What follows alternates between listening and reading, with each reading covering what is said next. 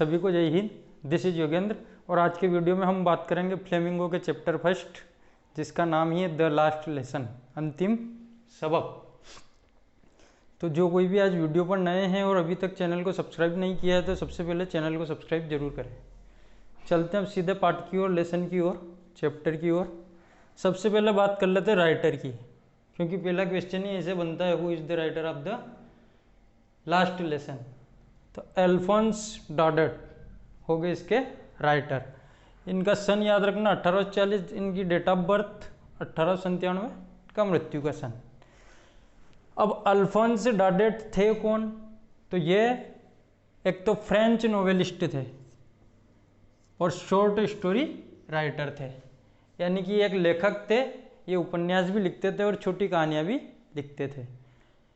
अब ये किस संदर्भ में इस पाठ को लिखा गया है वो संदर्भ हम देखें तो इसमें ध्यान में आता है कि एक फ्रैंको पर्शियन वार होता है।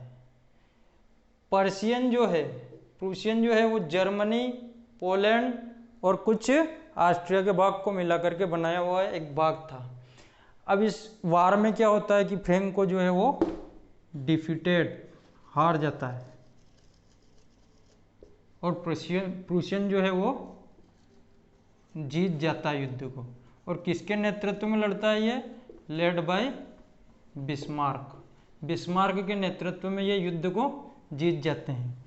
ये फ्रांस से युद्ध हारता है, इसी कारण से ये पाठ है, उन परिस्थितियों में लिखा गया पाठ है। यदि ये युद्ध नहीं होता तो ये पाठ भी नहीं होता। अब चूंकि युद्ध हुआ है और पाठ है तो पढ़ना पड़ेगा। अब जब प्रूशियन इस युद्ध को जीतते हैं तो वहाँ से एक ऑर्डर पास होता है बर्लिन से, और प्रूशियन जो है फ्रैंको के, फ्रांस के 2 डिस्ट्रिक्ट को जीतता है, लोरेन और एलेसेस। तो जो ऑर्डर पास होते हैं वो ये होते हैं कि जो जर्मन है वह एलेसेस और लोरेन में पढ़ाई जाएगी। अब वहाँ पर फ्रांस भाषा नहीं पढ़ाई जाएगी। तो इस पाठ की जो कुल मिला करके एक थीम है वो ये है कि इम्पोर्टेंस ऑफ नेटिव लैंग्वेज, मातृभाषा का किसी व्यक्ति के जीवन में क्या महत्व होता है, या हमारी भाषाई पहचान क्या होती है। इस आधार पर यह पाठ है, क्योंकि जब भी कोई राष्ट्र जीतता है और कोई देश हारता है तो उस विजेता देश के द्वारा हारे हुए देश पर कुछ चीज़ें थोपी जाती है। तो यहाँ पर यह भाषाई चीज़ फ्रांस के लोगों के ऊपर थोपी गई है, उसी के आधार पर यह पाठ है। तो कर लेते हैं चैप्टर की समरी पर। चैप्टर में मोटे तौर पर 2 ही कैरेक्टर हैं जो इसके मुख्य पात्र हैं। एक तो फ्रेंच, ये एक स्टूडेंट है, और एक एम हेमल जो कि एक टीचर है। ये फ्रेंच जो है ये आलसी प्रवृत्ति का, मक्कार प्रवृत्ति का छात्र है, और एम हेमल के द्वारा इसको एक काम दिया जाता है पार्टिसिपल से याद करके लाने के लिए, परंतु इसके द्वारा उस काम को नहीं किया जाता है। और जब विद्यालय का जाने का समय होता है तब ये सोचता है क्यों ना आज विद्यालय से बंक मार ली जाए, क्योंकि ये विद्यालय जाने से डरता है। इसको एम हेमल की कर्कश आवाज़, कर्कश डांट याद आती है, उनका रूलर याद आता है, इसलिए सोचता है कि मैं आज बंक मार लूँ, क्योंकि इसने उनके द्वारा दिया हुआ काम नहीं किया था। तो ये जब बाहर निकलता है तो दिन सुहाना होता है, धूप सुहावनी होती है, और जंगल के किनारे पक्षी चहचहा रहे होते हैं, प्रूशियन आर्मी जो है वो ड्रिल कर रही होती है। ये सब वो देखता है, परंतु फिर भी ये हिम्मत करता है कि नहीं, कि इस विद्यालय अपने को चलना चाहिए। तो फिर इसका मन बनता है और फिर ये विद्यालय बिल्कुल अंतिम समय एकदम से चलना प्रारंभ करता है। तो विद्यालय जाते समय इसको ऐसे बंक मारने की सोच रहा था, और विद्यालय देरी से चलता है तो इसको देर हो जाती है। अब चलते चलते जब ये टाउन के बीच में से निकलता है तो वहाँ इसको एक बुलेटिन बोर्ड दिखता है, और बुलेटिन बोर्ड उसके आसपास बहुत सारी भीड़ दिखती है। बुलेटिन बोर्ड वो जहाँ पर पिछले कई सारे वर्षों के, 2-4 वर्षों के जो युद्ध के आर्डर सैनिकों के द्वारा दिए गए थे, कौन से युद्ध इनके द्वारा हारे गए थे, कौन से जीते गए थे, उस प्रकार की सूचना उस पर चस्पा होती है। तो वहाँ पर एक ब्लैक स्मिथ होता है, वाचर, अपने चेलों के साथ। तो वह इस फ्रेंच को दौड़ते हुए जब ये विद्यालय जा रहा होता है तो इसको टोकते हुए कहता है कि लिटिल फ्रेंच इतनी जल्दी काहे की, अभी तो विद्यालय में बहुत समय है।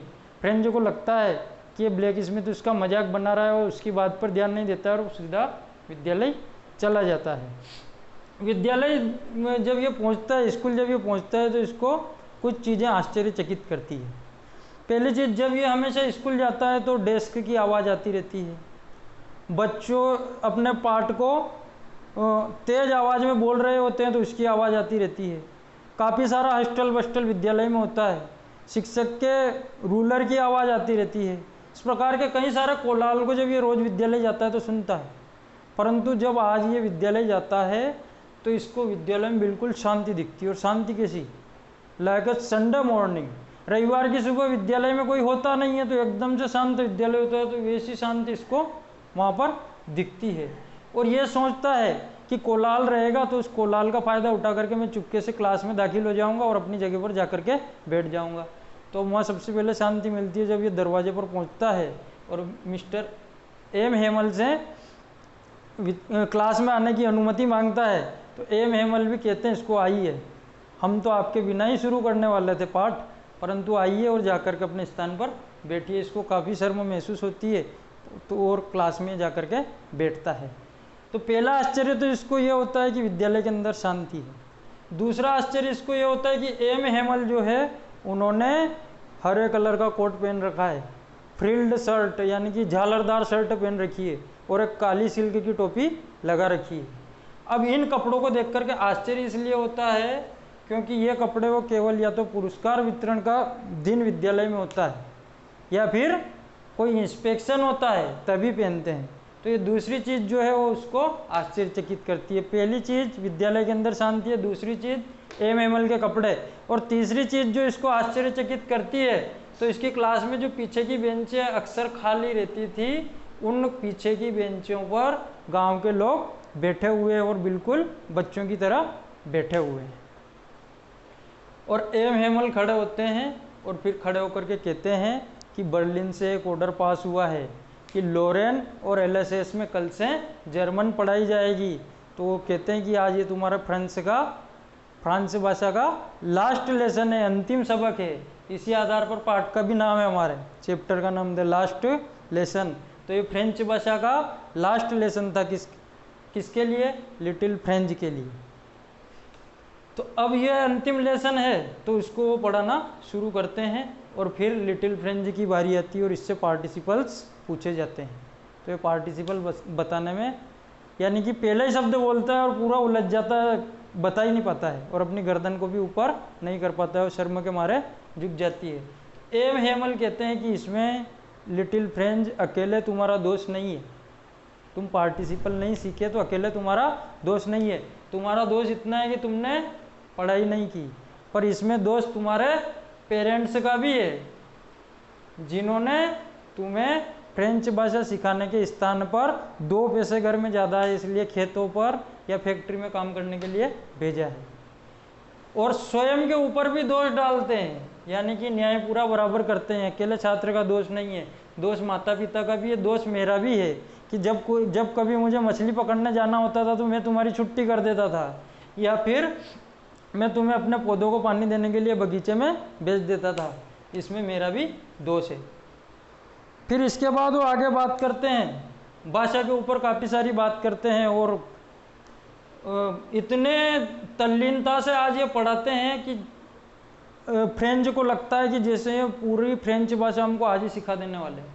और फ्रेंच को भी पहली बार जीवन में समझ में आता है एम हेमल की कही हुई बात। तो ये उन परिस्थितियों में समझ में आता है जब वो चीज़ उनके हाथ से निकल चुकी होती है, यानी कि कल से ये अपनी मातृभाषा को नहीं पढ़ सकता है, क्योंकि जर्मन यानी कि प्रूशियन उस युद्ध को जीत गए हैं। 2 डिस्ट्रिक्ट पर उनका कब्जा हो गया, लोरेन और एलएसएस पर, तो इनके ऊपर जर्मन भाषा थोपी गई है। तो इस पर जब विदेशी भाषा थोपी गई तब इसको अपनी मातृभाषा का एहसास होता है, इसलिए ये भी पूरे ध्यान से पढ़ता है, ये भी पूरी तल्लीनता से पढ़ाते हैं क्योंकि ये इनका अंतिम दिन होता है। इसके पश्चात जो ग्रामीण लोग होते हैं, विलेज पीपल, वह एम हेमल के 40 वर्षों से जो उनने सर्विस दी है उसके लिए उनको थैंक्स कहते हैं, उनको धन्यवाद ज्ञापित करते हैं। फिर आखिरी में लिटिल फ्रेंच खड़े होते हैं और कुछ बोलना चाहते हैं परंतु बोल नहीं पाते हैं। वो बीच में ये भी कहते हैं कि वो लोग जो अपनी मातृभाषा को मजबूती से पकड़ के रखते हैं, तो दास्ता की जो जेल है, यानी कि दूसरे देश ने उनको गुलाम बना लिया है, उस गुलामी से मुक्त होने की चाबी हमेशा उनके पास होती है। भाषा का महत्व बता करके इस प्रकार से कहते हैं। और अंत में एम हेमल कुछ कहना चाहते हैं परंतु वे कह नहीं पाते हैं, तो फिर चाक का टुकड़ा उठाते हैं और बोर्ड पर लिखना शुरू करते हैं। वीव ला फ्रांस, फ्रांसीसी भाषा में है फ्रांस जिंदाबाद, फ्रांस अमर रहे। और फिर आखिरी में दीवार की ओर अपनी गर्दन को झुकाते हैं, सबसे इशारों में बताते हैं कि class is over, you can go now, हाथ हिला करके इशारा करते हैं और सारे लोग वहाँ से चले जाते हैं। तो ये है पाठ की थीम, और आशा करता हूँ कि थीम आपको पसंद आई होगी। चैनल को लाइक और शेयर जरूर करें। धन्यवाद।